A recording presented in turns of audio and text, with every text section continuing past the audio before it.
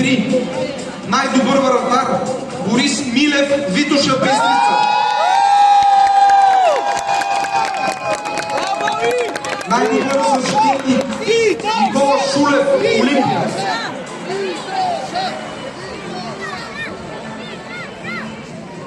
Голмайстор Самуил Сабов, Локомотив София. И най-полезен играч Михаил Тодоров, Витоша Бистрица.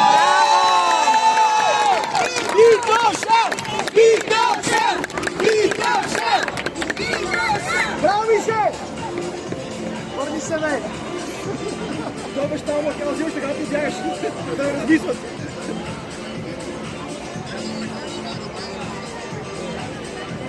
Набор 2015 по топ 2. Най-добър вратар Живко Павлов, Фортуна.